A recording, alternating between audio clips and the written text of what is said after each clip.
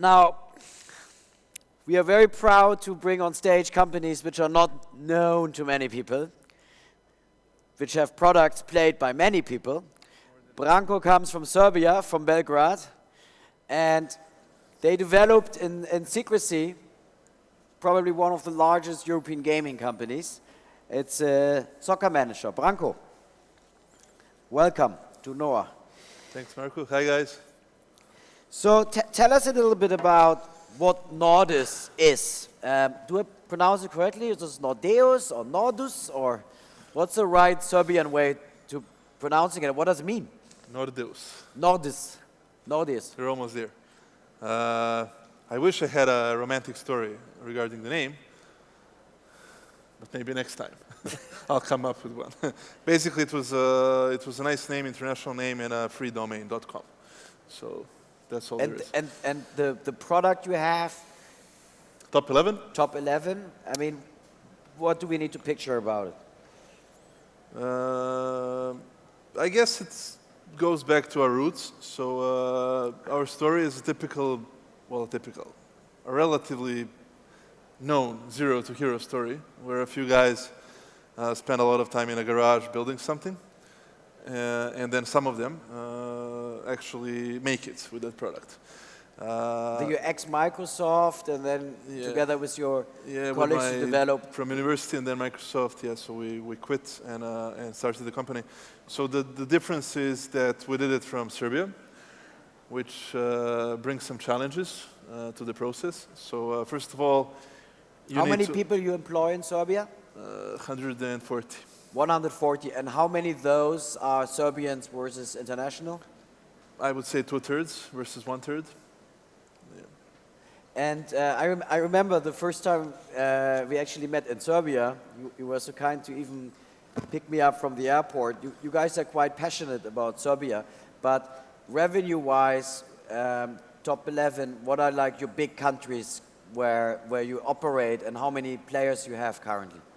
So because the game is about football, you can really use the two metrics. So one is population of a country, the other one is GDP. Yeah. And you multiply these two, what are like the top three? And you get our top markets. Germany is big, or? Germany is big, UK is big. In general, Western Europe is big. US, unfortunately, is not, because they're one of the rare places where football is played with hands. And then, I mean, all over, like Southern East Asia. We're actually now quite big in China on iOS, for example. That's interesting. And I mean, how old is the game now? It's like... More than 5 years. It's 5 years old, and it's going on and on and on. And I think it's probably a long-lasting game. There's some casual games, social games, which are not played so long. But once a football fan, you're a football fan, I guess, for life. And you have your team. And it's really an evergreen category. If you look at the industry, you're going to see both football management and football action games like FIFA. First FIFA was in 1994, so 2 decades later, it's still huge, and I don't see it's going anywhere. And do you have a second game, or is there something more coming out of it, or you're very focused on soccer? Or football? So actually, we've been very focused on football for the first several years, because there was so much to do in order to secure a #1 spot and this evergreen revenue stream. So a few years ago, we actually started kind of looking into how we can replicate the success. We've done some things, made some mistakes, learned some lessons, done some things successfully. What was the biggest mistake you did? Focus. So you really need to carefully, select where you want to focus. So I think we're over that for quite some time now, and hopefully early next year we're going to have something else in stores. Some new game. And is Asia for you a market where you're active? Because I remember the last time we met, top 11. Really a global phenomena. I think you have one of your largest countries where like Indonesia and... True. So in terms of user numbers, Asia as a continent is our #1 continent. How many players do you have there, roughly? Like registered, probably like 50 million. Actives, millions. Who are the best managers? The best club managers. Which country? Germans and Brits. Germans and Brits. No, I'm kidding. That's only because of the conference. I would say every nation has its stars. And is it you play for money or is it free? And if it's free, how do you actually generate revenues? It's a free-to-play model. So we were the first ones actually to introduce that into the football world. So we kind of pioneered a few concepts which work really well in allowing you to play for free forever, basically, but on the other hand, allowing us as a company to generate significant revenues through our users' passion towards football. So I guess it's a win-win situation. And when it comes to scaling up the operation, I mean, there are many growth companies here, growth capital companies. What's your lesson you can share of finding the right people, opening the right offices, going for the right partnerships? You mentioned earlier the one mistake you guys did was getting defocused a little bit. What should people focus on? So I think people should focus on users. That probably goes for every business. User acquisition, retaining them, making them happy? Making them happy. Keeping them happy. Building the product you're building for your users, actually. I think that's especially true in gaming. So for us, that's what we want to do. We really want to understand and focus on our users. Fortunately enough, as you know, we've been profitable since basically day one, which is now 5 years.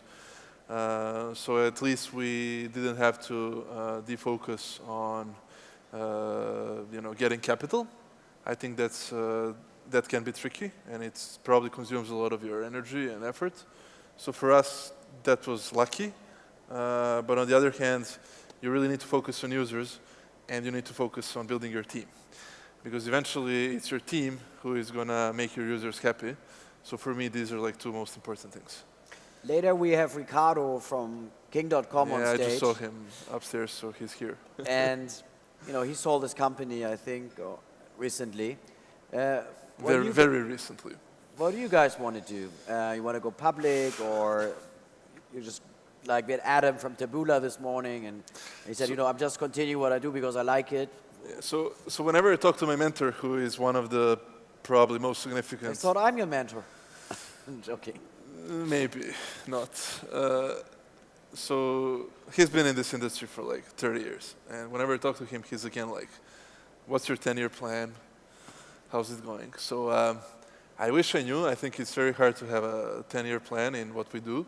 I feel that we like what we're doing, and we want to keep liking what we're doing. So I guess that means, in some way being in control of our destiny. But again, you can be in control of your destiny in many different structures. So honestly, I have no idea, but I want to continue doing what I'm doing. So I guess the next big step will be the new game, where you said it's coming out sometime next year. Yeah, so in gaming, it's very hard to find companies that have replicated their success. And there's many companies that have done it, once, maybe one more time, but it's very rare to find a company that has, consecutively done it well. What do you think is the secret sauce for that? If I knew, I would already be doing that.